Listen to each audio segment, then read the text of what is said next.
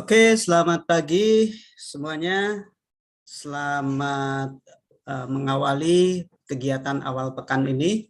Ya, semoga pekan ini menjadi pekan yang lebih baik dari pekan-pekan selanjutnya, dan semoga kita semua diberi kesehatan dan kelancaran dalam urusan kita masing-masing. Oke, seperti biasa saya akan menyampaikan review dari pergerakan pasar di minggu lalu ya. Jadi untuk hari Senin biasanya kami akan mengulas ya mengenai review dari pergerakan pasar selama sepekan lalu, dan nanti juga akan ada outlook ya buat pasar ke depan. Dan terima kasih sudah bergabung dengan di acara Morning Talk ini. Semoga acara ini memberikan wawasan atau memberikan informasi yang dibutuhkan oleh para pemirsa sekalian ya. Oke, kali ini kita akan review pergerakan pasar keuangan ya selama sepekan, di mana kekhawatiran inflasi itu masih tetap jadi sesuatu yang mengkhawatirkan pasar ya. Bursa saham, kemudian aset-aset berisiko sempat ditinggalkan ya ketika isu inflasi ini merebak ya, dan isu inflasi ini datang setelah kenaikan suku bunga The Fed yang lebih agresif ya. Bahkan prospek kenaikan suku bunga The Fed yaitu diperkirakan masih akan berlanjut ya dalam rapat-rapat sebelumnya. Dan ini yang mendorong kekhawatiran inflasi tersebut, karena dengan inflasi yang tinggi maka tentunya akan diikuti dengan kenaikan harga ya, yang disertai dengan adanya pengetatan moneter dari The Fed yang lebih agresif. Ketika suku bunga naik, maka para kreditor ya yang tadinya sempat dimanjakan dengan kredit murah ya di masa pandemi, itu juga akan mengalami kenaikan. Sementara perusahaan-perusahaan yang tentunya akan terpukul, ada perusahaan yang misalnya mempunyai hutang yang cukup besar ya. Jadi ketika suku bunga dinaikkan, maka suku bunga pinjaman juga akan mengalami kenaikan ya, sehingga ini bisa mengurangi laba dari perusahaan mereka. Nah, ketika laba perusahaan menyusut, maka sumbangan terhadap PDB juga akan juga menyusut. Jadi ini yang dikhawatirkan, dan beberapa kalangan juga sudah mulai memperkirakan ya bahwa Amerika Serikat ya itu akan mengalami resesi ya. Misalnya tweet dari Elon Musk ya, yang menyatakan bahwa Amerika mungkin akan resesi. Kemudian dari Goldman Sachs juga memperkirakan jadi tahun depan tuh dia meyakini 30% ya bahwa Amerika bisa resesi di tahun depan. Dan ancaman resesi ini juga yang berkaitan juga dengan kenaikan suku bunga itu juga terlontar dari pernyataan ketua The Fed mereka ya, atau Jerome Powell ya, di mana dalam kesaksiannya ya di minggu lalu mengatakan bahwa suku bunga yang kenaikan suku bunga ini memang menyakitkan ya, tapi merupakan cara Bank Sentral Amerika ya yang terus berjuang melawan inflasi atau untuk memperlambat inflasi, meskipun resikonya adanya perlambatan pada pertumbuhan mereka. Nah, kekhawatiran inflasi tentunya ini jadi sentimen pemberat ya buat aset-aset berisiko. Indeks S&P sempat jatuh ke teritori bearish ya setelah turun 20% ya dari level tertingginya yang dicetak tahun lalu. Dan kekhawatiran inflasi ini juga terlihat ya, bukan hanya di Amerika Serikat, tapi di beberapa negara maju ini juga kekhawatiran inflasi itu terus menjadi sesuatu yang menakutkan di pasar ya. Inggris misalnya dengan inflasi yang sebesar 9,1 ya, ini merupakan level inflasi yang tertinggi dalam 40 tahun, juga menghadapi hal yang sama dengan Amerika Serikat ya, di mana ekonominya diperkirakan akan melambat, dan perlambatan ekonomi ini juga terlihat dari beberapa data ekonomi ya, khususnya data PMI ya, baik itu sektor jasa ataupun sektor manufaktur ya, di mana kalau kita lihat angka manufaktur di beberapa negara itu terlihat menunjukkan yang memang angkanya masih tumbuh ya di atas 50. Tapi kalau kita lihat ini ada perlambatan yang cukup tajam ya. Misalnya kalau kita lihat di sini ada angka manufaktur pada negara Jerman ya, di mana angka tersebut melambat ya dari 54,8 menjadi 52,0 ya untuk PMI manufaktur. Sementara untuk sektor jasanya juga melambat dari 55 menjadi 52,4. Nah, ini yang agak baik di Inggris ya, tapi itu pun sektor manufakturnya terlihat melambat ya, dari 54,6 menjadi 53,4 ya. Tapi untuk sektor jasanya ini di atas perkiraan ya, 53,4, perkiraannya 53,0, dan angka bulan lalu juga direvisi menjadi naik 53,4. Nah, kita lihat juga ini di Amerika Serikat, angka PMI ini turun cukup tajam ya.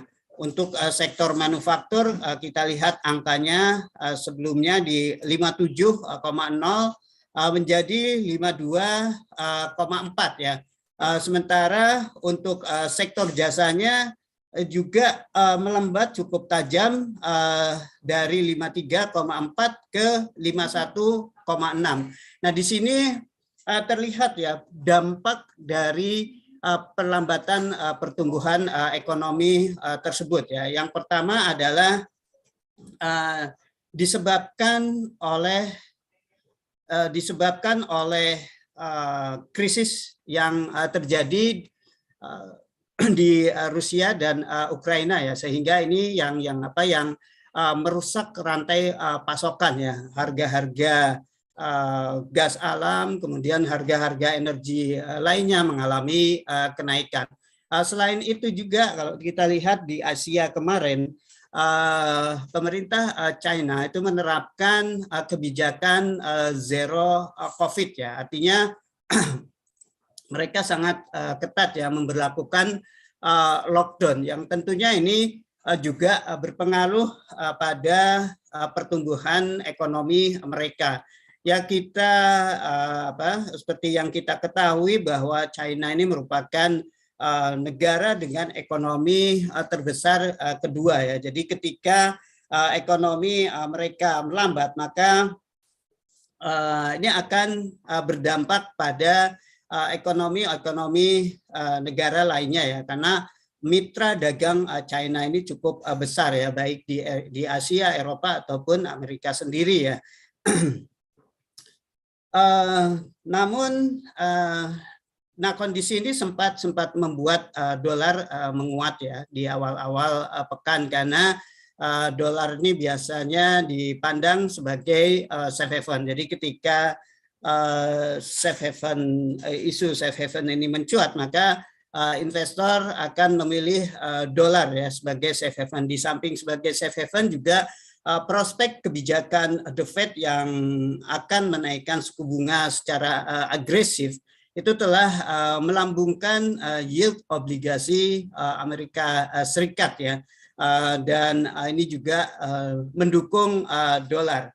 Namun menjelang akhir minggu kemarin, dolar mulai koreksi ya, karena saat ini pasar memutar kembali, artinya mereka repricing, artinya mereka menimbang-nimbang kembali ya. Mereka tidak mengurangi taruhannya ya mengenai kapan suku bunga sudah mencapai puncaknya, dan justru berfokus pada atau mengedepankan waktu penurunan suku bunga ya.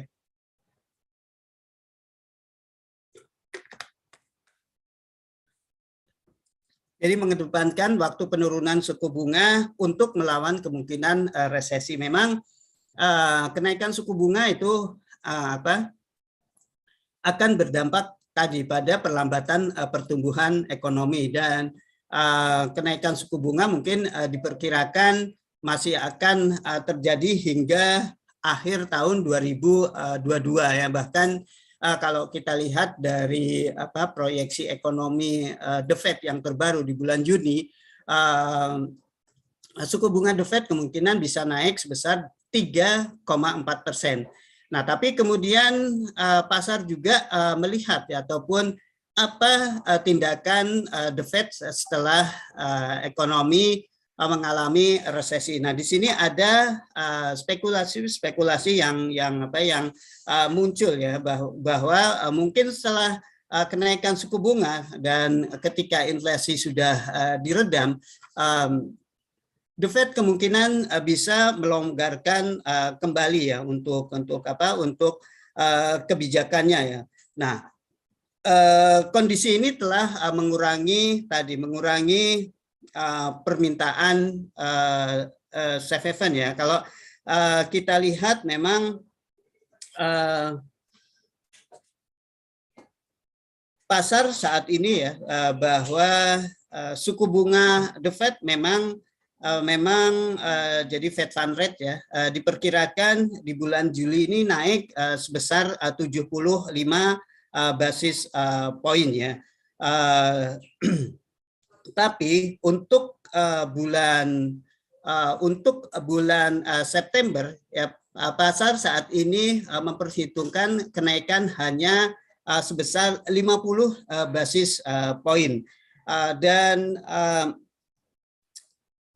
ada juga yang memperkirakan bahwa The Fed akan mulai melonggarkan kebijakan setelah Maret 2023. Nah, yang ini kemudian artinya ada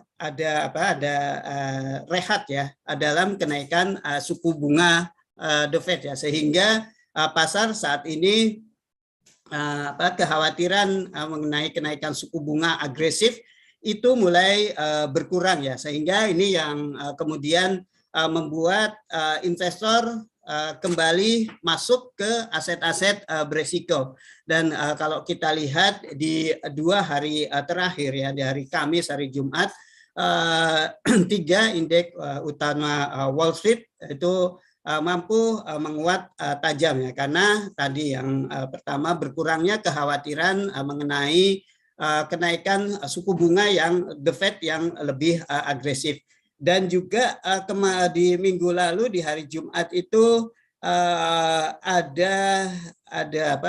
sedikit kelegaan di pasar ya, di mana ada data penjualan rumah baru ya yang melonjak sebesar 10,7% ya, itu menjadi 696 unit ya di bulan lalu. Sementara untuk data bulan Mei itu direvisi naik menjadi 629.000 ya, dari 591.000 unit yang dilaporkan sebelumnya. Nah, ini memberikan kelegaan di pasar bahwa ada peningkatannya pada harga rumah ya, sehingga ini juga membuat suasana risk on ya di pasar ya, yang membuat membuat aset berisiko dilirik dan dolar sebagai safe haven ditinggalkan. Hal ini kemudian membuat ya, indeks dolar ya membukukan penurunan mingguan pertama di bulan ini ya, setelah naik selama 9% ya kalau diakumulasi secara tahunan ya, dari bulan Januari sampai bulan Juni ini, indeks dolar ini sudah naik sebesar 9% ya. Namun minggu lalu peran safe haven-nya itu mulai berkurang ya. Yang pertama dipicu oleh ekspektasi atau berkurangnya ya ekspektasi kenaikan suku bunga yang lebih agresif. Kemudian ada data perumahan yang lebih baik dari perkiraan. Namun tetap saja ini investor masih waspada ya, karena bos The Fed yaitu Jerome Powell ya, dalam kesaksian di Kongres ya di hari kedua ya, jadi minggu kemarin itu ada testimoni The Fed ya di Kongres selama 3 hari, Rabu, Kamis, dan Jumat. Nah, di hari Kamis Powell mengatakan bahwa dia kembali ya menekankan komitmen tanpa syarat ya untuk menjinakkan inflasi. Artinya pernyataan Powell tersebut bahwa salah satu alat untuk menjinakkan inflasi adalah dengan kenaikan suku bunga yang agresif tadi ya. Jadi mungkin ke depannya investor akan melihat seperti apa, atau apakah kebijakan The Fed menaikkan suku bunga ini mampu meredam tekanan inflasi. Dan ini nanti akan dilihat dari, yang pertama mungkin dilihat dari data-data ketenaga kerjaan di Amerika Serikat ya, yang akan dilaporkan pada minggu-minggu mendatang. Kemudian juga data-data inflasi ya, setelah inflasi naik di CPI naik 8,6 di bulan Mei, apakah di bulan Juni ini angka tersebut merupakan peak, itu masih tetap akan menjadi patokan bagi pelaku pasar. Nah, penguatan dolar atau koreksi dolar ini juga berimbas pada, selain aset beresiko, juga terhadap rival dolar ya, terhadap mata uang utama.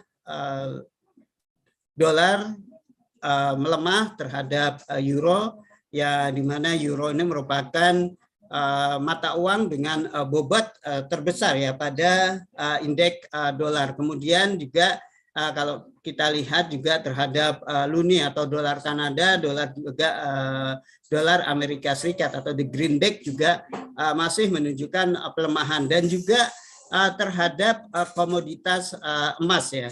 Nah, emas ini di hari Jumat sempat menguat ya, menguat setelah sebelumnya sempat jatuh ke level terendah di 16,10 ya, jadi naik 0,4% menjadi 18,30. Nah, kalau kita lihat ke pergerakan emas ya di minggu lalu, kita lihat emas ini masih terjebak pada range yang cukup sempit. Jadi kalau kita lihat saat ini emas ini terjebak pada dua sentimen ya. Sentimennya bisa positif dan negatif. Ya, sentimen positif yang mendukung emas adalah bahwa resesi yang mungkin ya akan terjadi di Amerika itu bisa mendorong logam mulia tersebut ya dilirik sebagai safe haven. Nah, tapi di sisi lain alat untuk menekan inflasi itu berupa kenaikan suku bunga. Sementara emas ini merupakan aset non bunga ya, aset yang tidak memiliki imbal hasil ataupun tidak memiliki bunga, sehingga ini jadi sentimen yang negatif. Jadi pasar terlihat bahwa saat ini masih bimbang ya akan komoditas emas ini, sehingga mereka cenderung bergerak terbatas ya. Nah, kalau kita lihat minggu kemarin tuh ada support yang menopang emas itu di kisaran 18,13 hingga resistennya ada di 18,45. Sementara untuk harga minyak memang di hari Jumat harga emas berhasil menguat. Tapi kalau dilihat dari pergerakan selama sepekan, harga minyak ini masih cenderung mengalami penurunan ya. Bahkan untuk 2 minggu berturut-turut ya harga emas ini masih mencatat penurunan ya.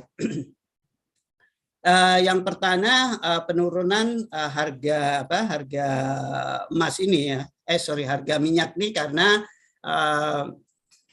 adanya tadi kekhawatiran mengenai permintaan ya di tengah terjadinya risiko inflasi ya, karena ketika inflasi mengintai maka dikhawatirkan bahwa permintaan minyak juga akan melambat ya. Dan yang kedua adalah bahwa penerapan zona zero COVID di China juga ini telah membuat tadi pasar ya khawatir bahwa permintaan di China yang merupakan negara dengan konsumen terbesar minyak dunia juga akan menurun. Tapi di sisi lain minyak ini masih didukung oleh ketatnya pasokan. Jadi sejak invasi Rusia ke Ukraina itu telah melambungkan harga minyak ya ke level tertinggi $140 ya. Itu tertinggi yang dicapai pada tahun 2008 ya. Ketatnya pasokan Rusia ini terjadi di tengah permintaan yang kuat ya, karena beberapa negara saat ini sudah mulai melakukan relaksasi terhadap kebijakan lockdown mereka ya. Dan ketatnya pasokan Rusia ini juga ditambah ya dengan adanya sanksi-sanksi atau pelarangan dari negara-negara Eropa ya atas impor minyak Rusia. Nah, belum lagi pasokan ini ketat di beberapa negara ya seperti Libya yang saat ini masih berkonflik ya, sehingga ladang minyak mereka di Sharara itu kerap kali padam atau kerap kali terganggu ya, sehingga pasokan minyak Libya ke pasar juga akan berkurang. Kemudian juga potensi minyak Iran ya yang saat ini juga masih belum hadir ke pasar ya, setelah presiden sebelumnya Donald Trump itu membatalkan perjanjian nuklir ya, dan mengancam Iran untuk melarang ekspor mereka ya, bahkan waktu itu akan memberi sanksi terhadap minyak-minyak terhadap negara-negara yang melakukan impor terhadap Iran. Nah, saat ini ada diskusi kembali ya mengenai perjanjian nuklir tersebut antara Amerika Serikat dengan Iran ya. Tapi belum menemui jalan keluar. Jadi artinya perundingan ini masih buntu, di mana kalau misalnya perundingan ini bisa dicapai, maka sebesar 1 juta barrel per hari pasokan Iran itu mampu berada di pasar. Dan terakhir pasokan juga masih ketat, meskipun di bulan Juni ini ada rapat OPEC Plus ya mengenai penambahan kuota ya, yang tadinya hanya sebesar 428 barrel ya menjadi 648 ribu barrel per hari. Tapi penambahan pasokan juga ini dirasa kurang mencukupi ya, apabila harus memenuhi pasokan yang ditinggalkan Rusia tadi. Jadi ini yang juga yang masih membuat harga minyak ini masih tetap ketat ya, pasokan minyak masih tetap ketat dan masih mendukung harga. Nah, untuk minggu ini mungkin akan ada beberapa data ekonomi yang akan jadi pusat perhatian pasar ya. Hari ini di Amerika Serikat itu ada data durable good ya. Ada data durable good di mana kalau dilihat angkanya itu masih tetap berada di 0,4% ya untuk bulan Mei ini. Kemudian nah, yang terpenting mungkin pasar juga nanti akan melihat ini forum Bank Sentral Dunia ya. Nah, ini yang mungkin akan jadi fokus pasar. Jadi fokus utama pasar di minggu ini akan tertuju pada forum ini ya, forum Bank Sentral di Portugal ya. Jadi acaranya ini acara ECB, tapi yang akan ditampilkan, yang akan hadir ya sebagai pembicara ini merupakan bos-bosnya Bank Sentral Dunia ya. Dari ECB sendiri ada Christine Lagarde ya, yang akan menyampaikan paparannya. Kemudian dari Bank of England itu ada Andrew Bailey, dan di The Fed sendiri Jerome Powell itu akan menyampaikan pidatonya. Event ini tentunya akan sangat dinanti pasar ya, karena event ini juga akan pasar juga akan melihat ya mengenai kepastian kebijakan moneter mereka. Dan kalau kita tarik ke belakang bahwa baik ECB, BOE ataupun The Fed itu sama-sama saat ini sedang mengedepankan kebijakan moneter yang ketat ya. ECB dalam rapat terakhirnya itu mulai mewacanakan kenaikan suku bunga, dan mungkin akan mengakhiri suku bunga negatif di kuartal pada bulan Juli. Kemudian Bank of England sendiri, seperti yang sudah kita ketahui, Bank of England sudah terus menaikkan suku bunganya ya, dan saat ini sudah mencapai 1,5%. Kemudian The Fed sendiri sudah menaikkan suku bunganya, dan kemungkinan akan menaikkan suku bunganya sebesar 75 basis poin pada rapat bulan Juli. Jadi apa yang akan disampaikan oleh para pejabat tersebut akan diperhatikan. Se-hawkish apakah yang nantinya pasar melihat, apakah mereka akan lebih hawkish ketika ekonomi mereka ini sedang dilanda inflasi. Selain tiga pejabat bank sentral, juga ada beberapa pejabat The Fed yang akan memberikan pidatonya. Ini ada Loretta Mester, kemudian juga ada James Bullard ya, dan beberapa pejabat The Fed lainnya ya.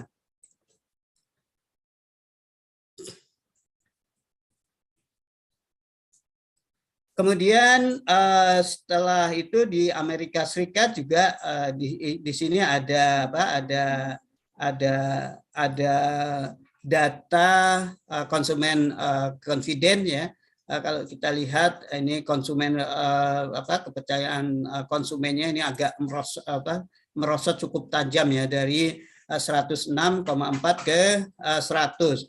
Di Eropa itu ada beberapa data inflasi dari zona euro, kemudian dari Jerman sendiri. Kalau kita lihat angkanya 0,3%.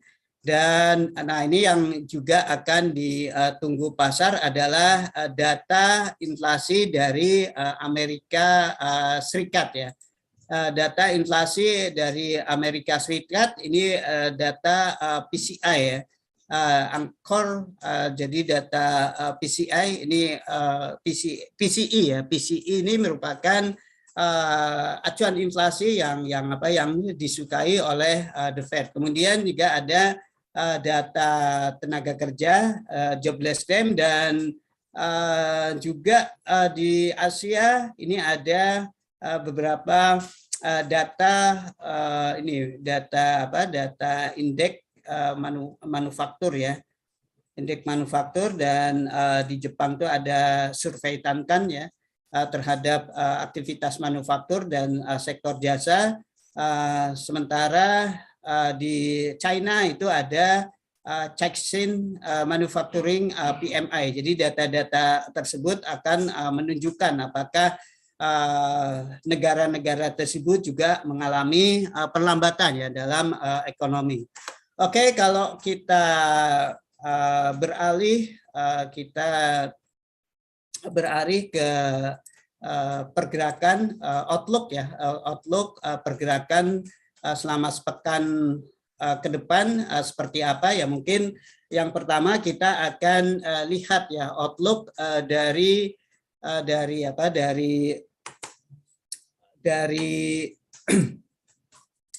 dolar, indeks dolar itu sendiri ya, karena patokan pertama adalah indeks dolar dan nantinya indeks dolar ini akan berpengaruh pada lawan-lawannya. Oke, kita lihat kalau dilihat dari tren secara keseluruhan, indeks dolar ini masih menunjukkan uptrend ya. Masih menunjukkan uptrend, namun terlihat bahwa indeks saat ini mempunyai resisten ya, yang kemungkinan akan menjadi resisten kuatnya ya untuk minggu ini. Ini resisten di 105,87 ya, yang merupakan resisten yang dicapai minggu lalu. Nah, kalau misalnya resisten ini gagal ditembus ya,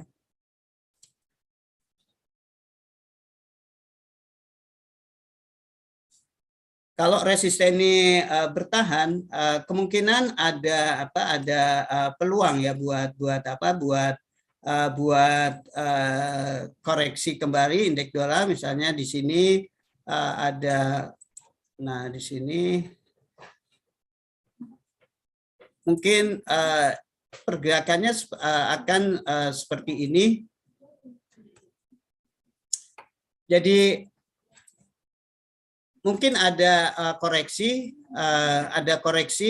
ya dengan support kuat, kemungkinan support yang dicetak di minggu lalu di kisaran 101.29. Nah, ini akan menjadi supportnya ya. Nah, kalau ini bisa bertahan, indeks kemungkinan masih bisa mengalami konsolidasi lagi ke 105.87. Jadi kalau misalnya ini bertahan, kemungkinan masih bisa rebound. Tapi kalau ini ditembus, ya mungkin support berikutnya mungkin bisa kita tarik ya garis trend line, dan ini merupakan area resisten yang yang saat ini jadi support. Nah, mungkin area 9950 itu mungkin akan jadi support yang kuat untuk minggu ini. Tapi sementara sih saya melihat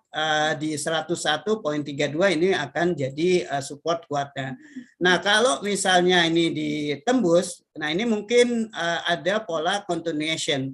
Nah, selanjutnya apa yang terjadi kalau misalnya 105.87 ini ditembus, ya mungkin kita bisa tarik ya dari ekspansi. Mungkin dari sini dia ke sini, dan ada koreksi. Nah, mungkin yang pertama 106.83, kemudian 108,64, dan ini merupakan 110.47. Mungkin itu akan jadi target kenaikan indeks dolar jika 105.87-nya ini ditembus ya di minggu ini.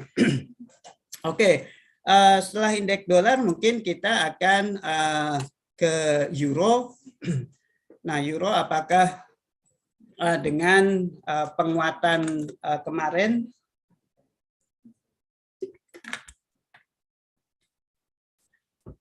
itu merubah trennya? Kalau kita lihat memang di sini ada potensi ya. Ada potensi dari euro itu membentuk pola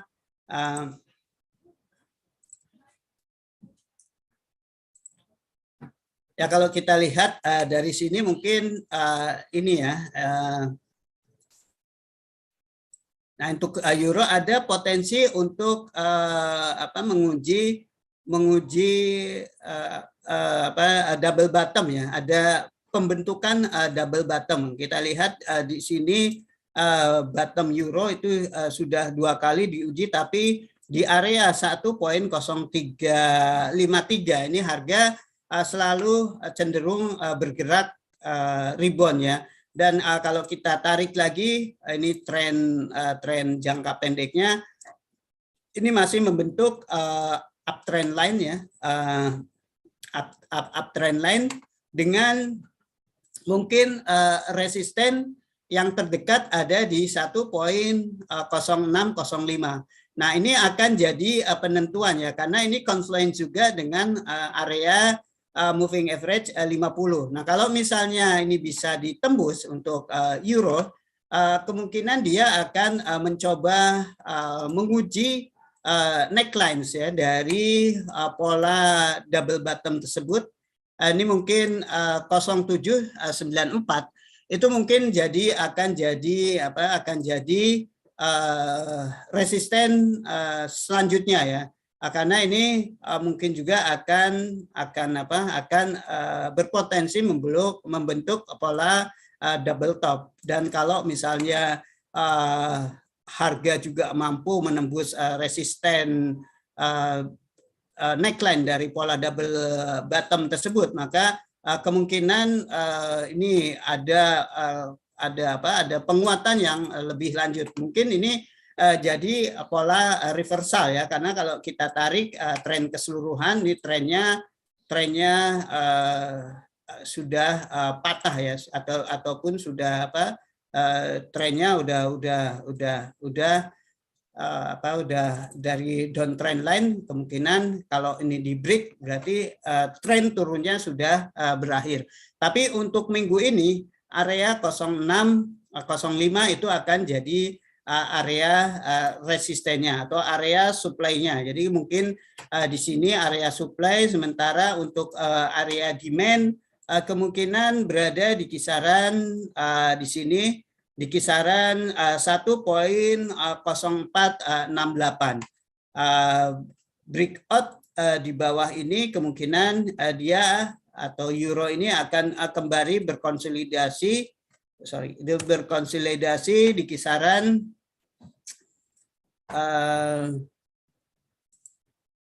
ini ya, di kisaran 1.03558 hingga 1.0605. Jadi potensinya ada peluang untuk menguji resisten di 1.0605, dan jika ini breakout bisa menguji ini pola neckline dari pola double bottom ya. Nah, kita beralih ke harga emas. Kalau kita lihat harga emas ini cenderung flat ya, sudah beberapa ini lama. Kalau kita tarik di sini ini merupakan area flatnya. Tapi kalau kita zoom lebih kecil lagi, maka pola flat emas itu berada di kisaran nih, di kisaran supportnya ada di kisaran 1816 dan resistennya ada di kisaran 1857 ya. Mungkin ini area resisten. Jadi kemungkinan selama level-level itu masih tertahan, harga kemungkinan akan cenderung flat ya. Nah, kecuali kalau ini bisa di break, ini juga bisa mematahkan pola tren turun ya untuk jangka menengah ini. Yang pertama kemungkinan akan menguji level resisten di 1878, tapi kalau itu di break kemungkinan resisten yang berikutnya ada di kisaran ini area resisten di 1911 ya. Kemudian kita beralih ke indeks saham.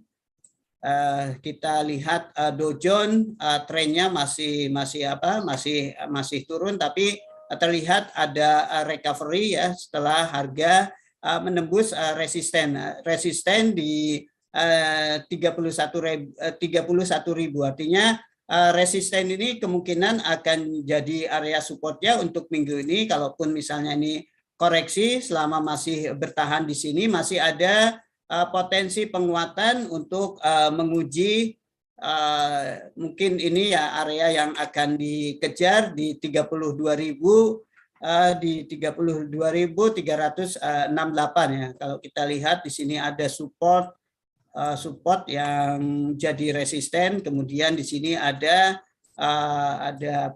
moving average ya. Jadi resisten ini kemungkinan akan jadi resisten kuatnya untuk minggu ini, dan supportnya berada di kisaran 31.000.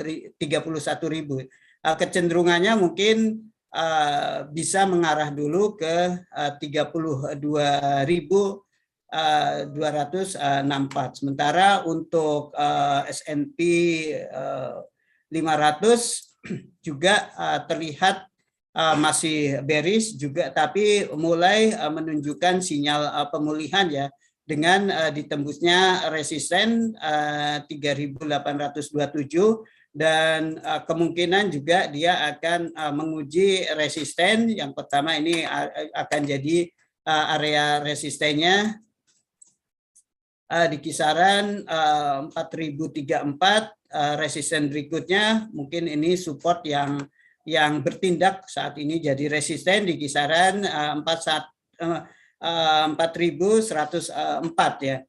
Kemudian kita beralih ke komoditas minyak. Nah, apakah minyak ini sudah balik arah? Kalau ditarik dari garis trendline, ini masih perlu ini lagi ya buat emas. Memang saat ini trendline-nya sudah di breakout, bahkan harga saat ini sudah turun di bawah MA50. Jadi kemungkinan ya yang pertama mungkin ini akan jadi area supportnya di kisaran 9831. Kalau misalnya area moving average ini masih bertahan ya. Kalau harga masih di bawah MA50 atau garis trendline ini bertahan, kemungkinan masih ada potensi turun ke kisaran 98,31. Tapi kalau misalnya harga balik lagi ke sini ke atas trendline dan MA50, ini masih artinya bahwa bisa dikatakan ini hanya false breakout ya, false breakout yang ini hanya false breakout. Untuk itu harga masih bisa naik. Yang pertama mungkin ini area resisten pertama di 114.46 dan resisten kuatnya kemungkinan ada di 124.00. Oke, dari saya cukup sekian mengenai morning talk ini ya. Dan jika para peserta ini ada yang mau bertanya, ya saya persilahkan.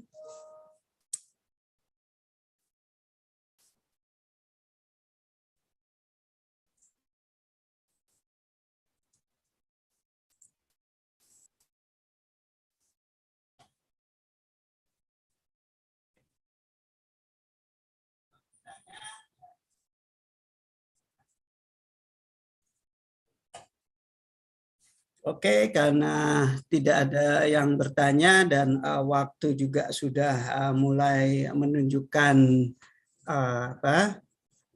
sudah menunjukkan mau jam istirahat ya. Maka acara Morning Talk ini saya akhiri sampai di sini saja, dan saya ucapkan terima kasih ya kepada para peserta yang telah mengikuti acara Morning Talk ini. Semoga bisa bermanfaat, dan tak lupa saya ucapkan selamat beraktivitas dan salam profit.